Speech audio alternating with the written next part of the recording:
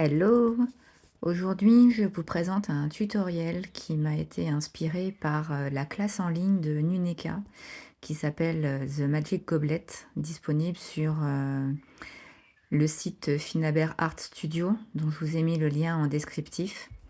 J'avais déjà testé ce tutoriel, cette classe, en reproduisant le plus fidèlement possible la classe de Nuneka et cette fois-ci avec ce mini chaudron en cuivre que j'ai trouvé dans une brocante, j'ai eu envie de l'interpréter un peu à ma manière en modifiant quelques éléments, notamment la couleur par exemple, et surtout le fond en début de customisation où au lieu d'utiliser des morceaux de cardstock, je l'ai utilisé du papier de riz parce que je trouvais intéressant d'utiliser le relief de la fibre du papier de riz pour créer un fond, à condition évidemment d'en mettre plusieurs couches.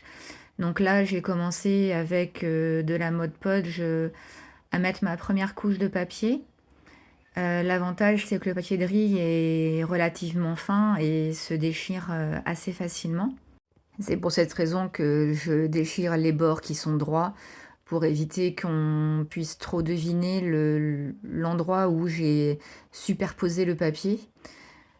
Alors, j'ai eu du mal au niveau des petites poignées puisque je voulais laisser le métal des poignées apparent. Donc, il a fallu être minutieuse pour bien déchirer en biais et faire en sorte que le papier ne se superpose pas aux attaches des petites poignées. Et puis j'ai fait un premier tour de papier de riz. Je me suis vite aperçue qu'il m'en faudrait au moins 3. Donc j'ai superposé 2 autres couches à cette première, sachant que pour la troisième couche, j'ai mis des morceaux par-ci par-là pour combler là où j'estimais que le relief n'était pas assez important.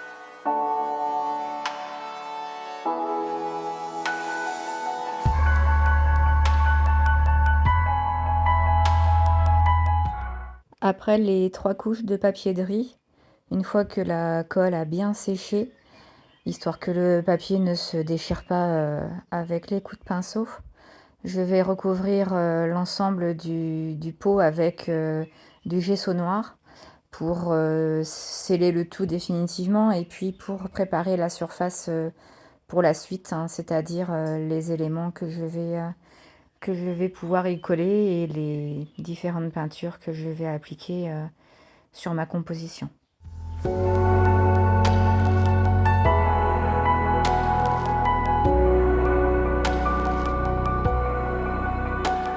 J'aime beaucoup le rendu final, hein. On a l'impression d'avoir le cuivre qui a été martelé et simplement recouvert de peinture. Les fibres du papier de riz donnent un joli relief. Il est temps maintenant de passer à la composition. J'ai choisi quelques éléments en résine, hein, que j'ai fait à base de moules en silicone, entre autres de Finabert. une résine blanche qui sèche rapidement et qui se repeint facilement également. J'ai choisi des éléments de la nature, papillons, de petits éléments qui ressemblent un petit peu à des fleurs. L'inconvénient du support, c'est qu'il est arrondi et que les éléments sont plats. Et donc, en essayant de pas se brûler, car ça devient vite très très chaud, on chauffe doucement la résine et on teste au fur et à mesure la souplesse retrouvée afin de lui donner la forme que l'on souhaite.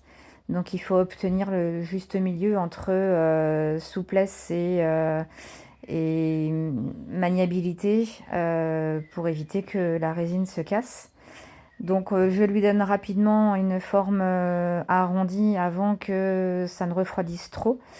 Et l'avantage, c'est qu'une fois que ça refroidit, ça gardera sa forme incurvée qui permettra, avec du Eevee Body Gel, d'être collé le plus parfaitement possible à la surface du petit pot.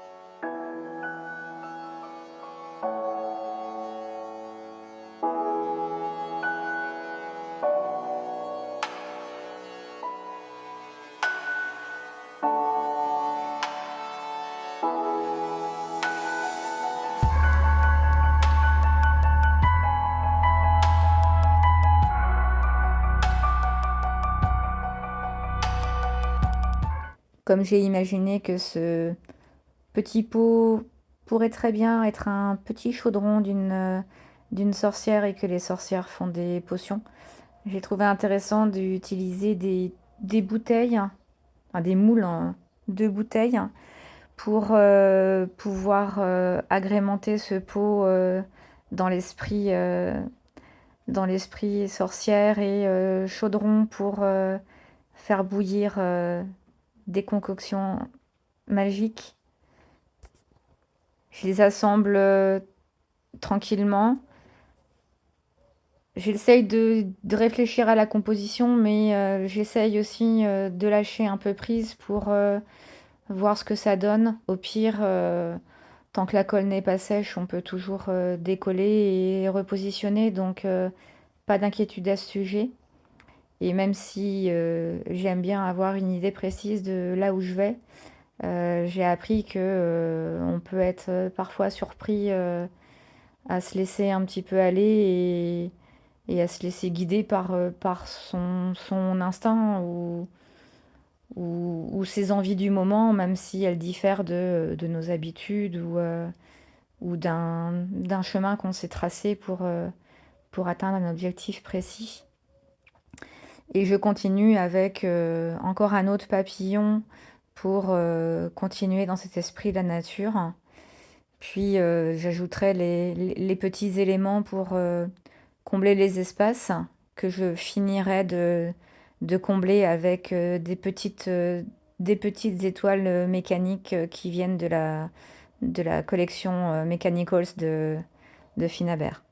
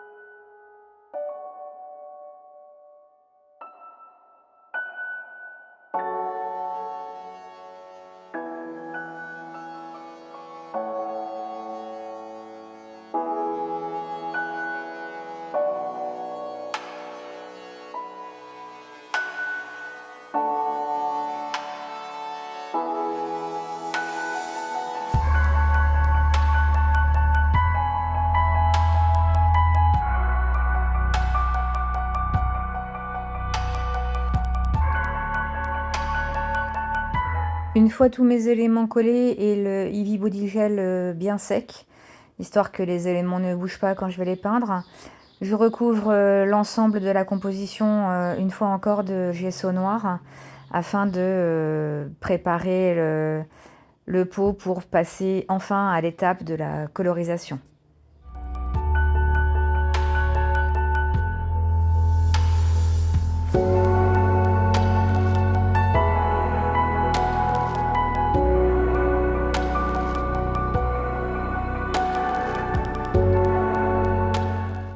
Pour que la couleur ressorte bien, dans un premier temps, je vais utiliser la technique du dry brush avec du gesso blanc pour recouvrir les éléments et une partie du relief du fond avec cet après blanc qui permettra d'avoir des couleurs qui ressortent mieux, surtout quand on utilise des peintures acryliques liquides, ça permet qui sont légèrement translucides, ça permet de les faire ressortir plus facilement.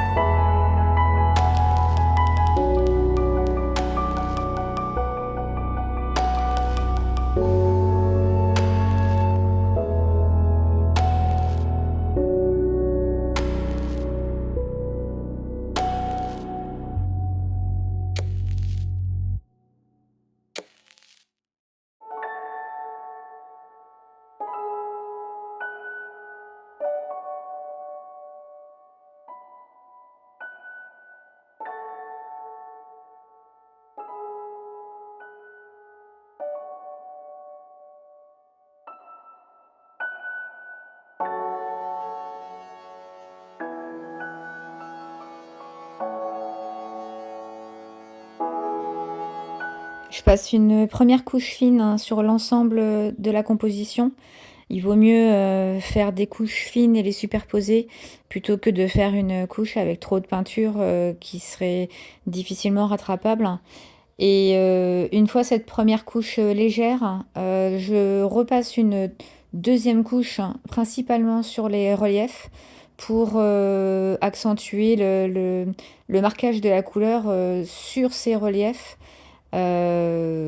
pour que les éléments ressortent plus que le fond une fois que la colorisation aura été finie.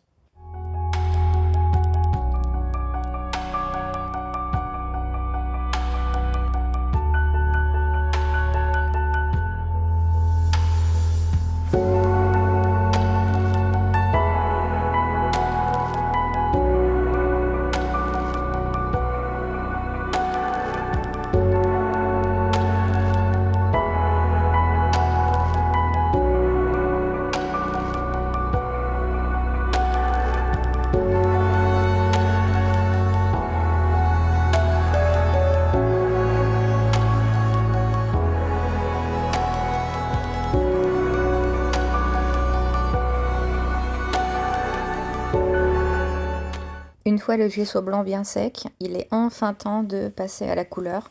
J'ai choisi des couleurs dans le thème de la nature, donc des tons plutôt verts. Et comme je n'avais qu'une seule couleur d'acrylique liquide émeraude, j'ai choisi de prendre une peinture métallique mousse d'or et une peinture métallique Sparks, c'est-à-dire agrémentée de mica, aile de fée. Le rendu de ces peintures métalliques est moins translucide que l'acrylique liquide. Il faut donc, je pense, bien à humidifier le support et le pinceau pour que la couche de peinture ne soit pas trop épaisse, pour ne pas effacer celle que l'on aura mis en première épaisseur, c'est-à-dire la peinture acrylique liquide. Le but est d'avoir différentes nuances de couleurs, d'où le choix des 3 teintes de vert différents et en essayant de laisser transparaître les 3 selon les éléments. Même si évidemment je vais accentuer le travail de la couleur sur les éléments en résine, les papillons notamment et les bouteilles. Même dans le fond, il faut qu'on puisse avoir des couleurs qui soient nuancées. Donc entre chaque couche de peinture, je sèche en partie. Le but étant aussi que les peintures puissent parfois se mélanger pour créer encore des nouvelles teintes. Donc je sèche principalement pour éviter qu'il y ait trop de coulure, mais le séchage complet ne sera fait qu'une fois les 3 teintes de vert appliquées et mélangées, une fois que j'aurai un mélange un résultat qui sera satisfaisant à mes yeux. Et l'avantage d'utiliser des peintures métalliques, c'est que l'ensemble sera vraiment très, très brillant, très shiny, avec le mica notamment dans la peinture Sparks. Le but étant, au final, et on le verra en rajoutant encore du brillant avec notamment des paillettes, le but étant donc au final d'avoir quelque chose de très, très brillant et très, très magique.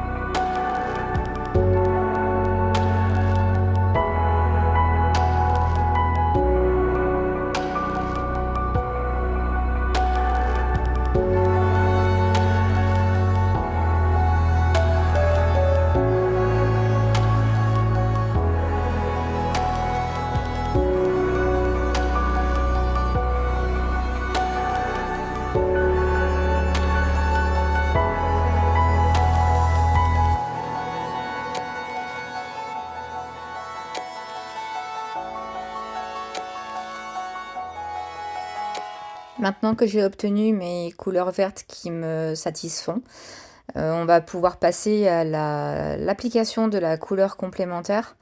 Pour ça, j'utilise la roue des couleurs de Nuneka qui permet d'avoir les couleurs supplémentaires, les couleurs complémentaires.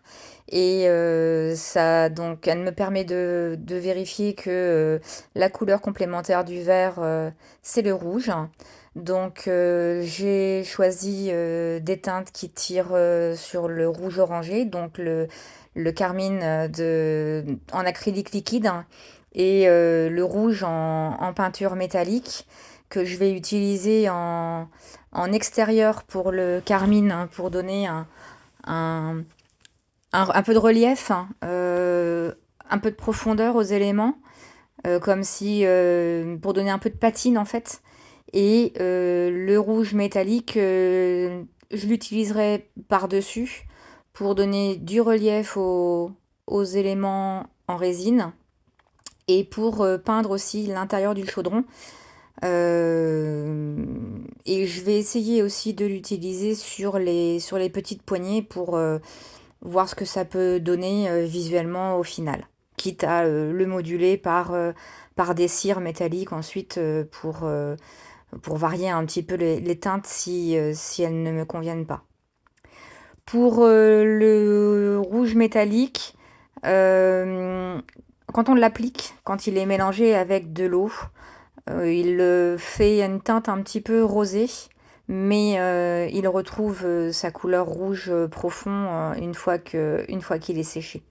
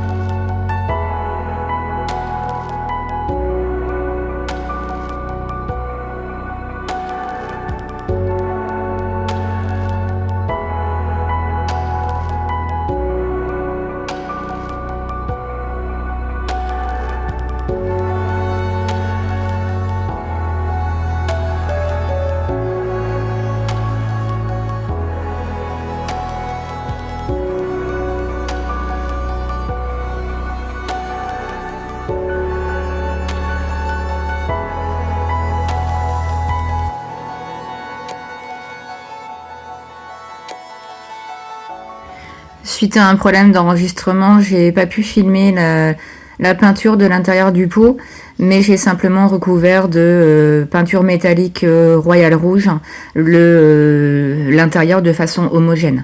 Pour moduler cette couleur franche et donner de la profondeur à cet intérieur de pot, j'utilise l'encre Memento Black, qui est une encre permanente.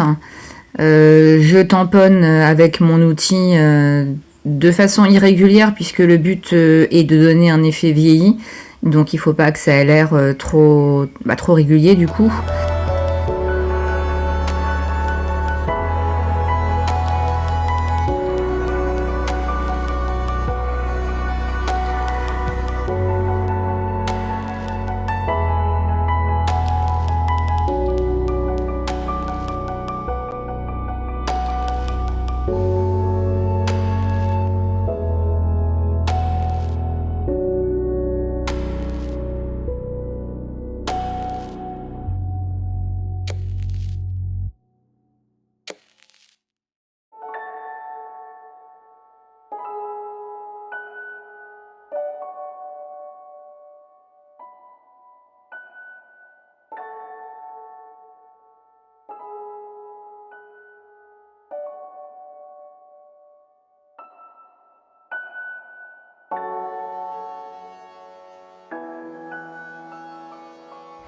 Je décide de moduler la teinte de la couleur rouge de la peinture métallique avec la cire métallique rouge flamme sur les petites poignées, et j'en profiterai pour en appliquer également sur une partie des éléments en résine pour apporter encore plus de brillance et pour toujours moduler les reflets que l'on peut obtenir avec les différentes teintes précédemment appliquées.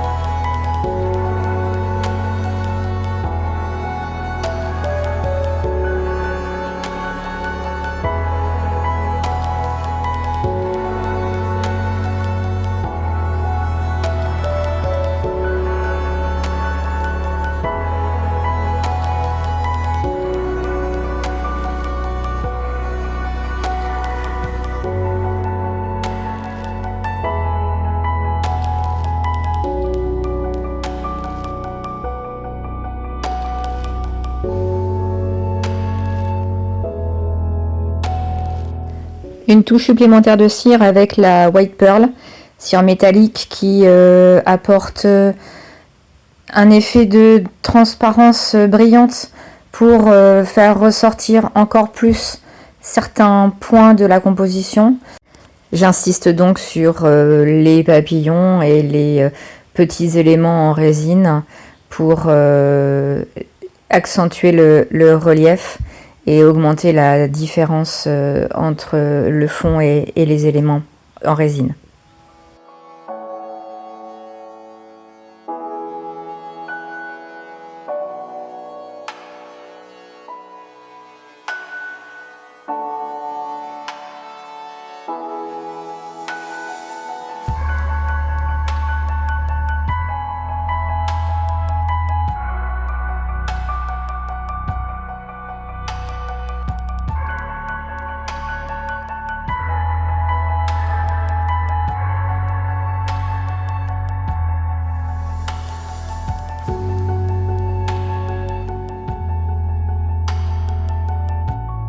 L'intérieur et les bords du pot n'étant pas assez foncés à mon goût, assez profond, assez vieilli, je décide de rajouter une couche supplémentaire d'encre Memento Black avec cette fois-ci une brosse qui est bien utile quand on utilise des encres. Donc je réutilise mon outil précédent pour le fond qui est plutôt plat, mais pour les bords intérieurs et pour le rebord extérieur, je réutiliserai à nouveau ma petite brosse.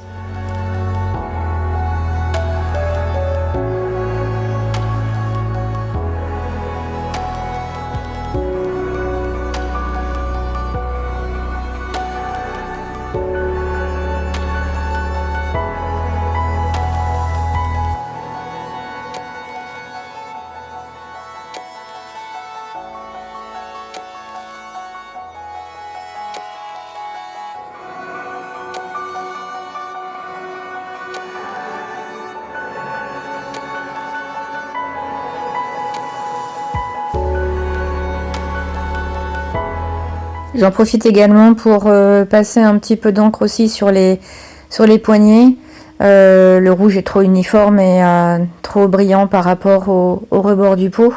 Donc j'uniformise un petit peu cet effet vieilli en frottant les poignets et leur support.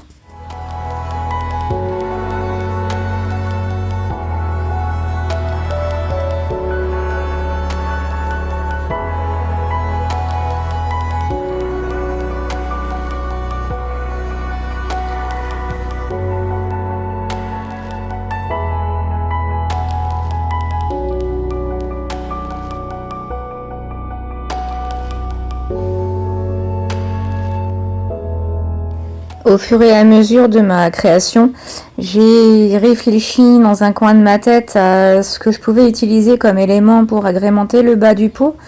Et je voulais quelque chose qui fasse naturel et qui se rapproche toujours de la nature pour être cohérent avec le reste de la composition.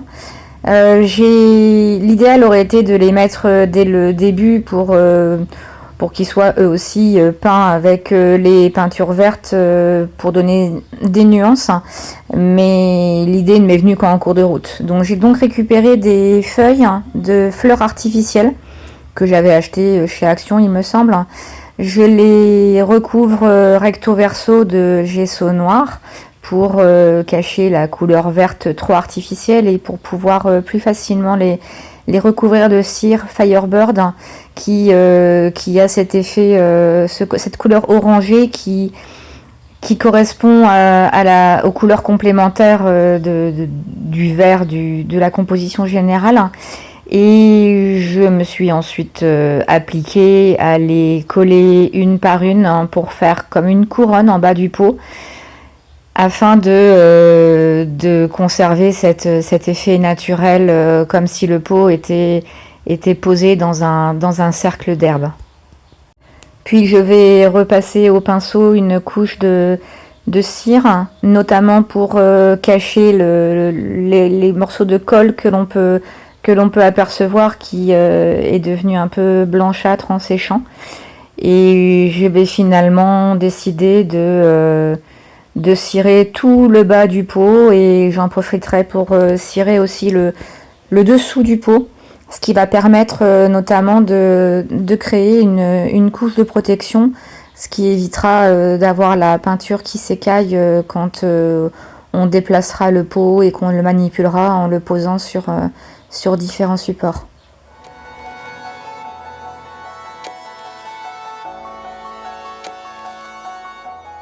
Et j'utilise le reste de ma cire Firebird pour en rajouter sur les poignets, sur les bords des différents éléments et sur le bord du pot. Tout ça pour, une fois de plus, augmenter les contrastes, augmenter les reliefs et accentuer toujours cette touche de brillance et surtout avoir des couleurs les moins uniformes possibles.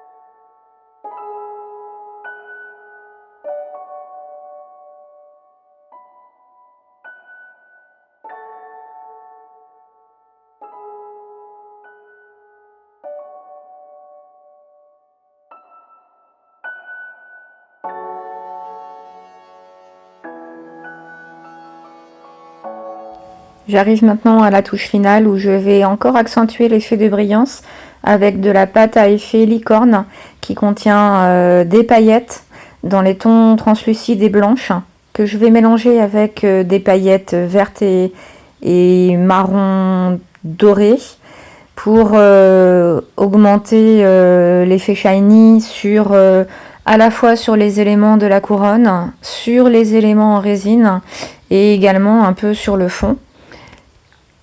Cette pâte, l'avantage c'est qu'elle, une fois sèche, il ne reste que les éléments, les petites paillettes qui seront collées. La pâte, elle, sera transparente.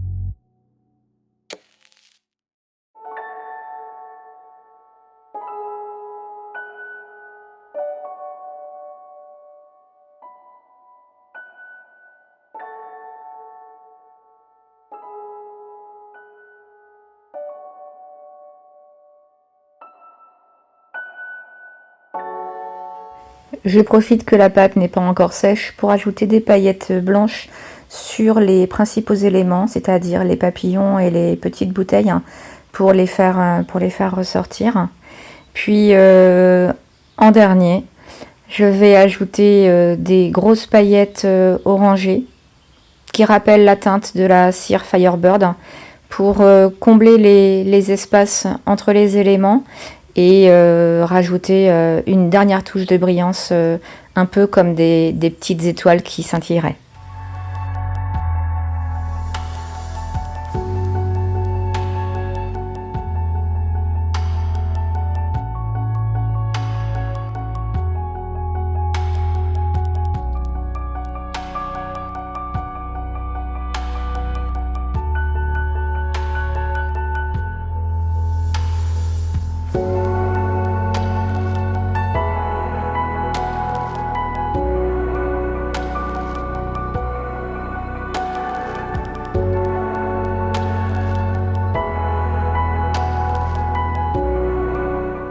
Et voilà, mon pot est terminé. J'aime cette profondeur apportée par le vert, avec ce contraste avec les teintes rouges et orangées. J'aime cette brillance. J'espère que vous appréciez cette variante que j'ai faite du Magic Goblet de Nuneka. Merci de me suivre et n'hésitez pas à commenter, à liker et à vous abonner.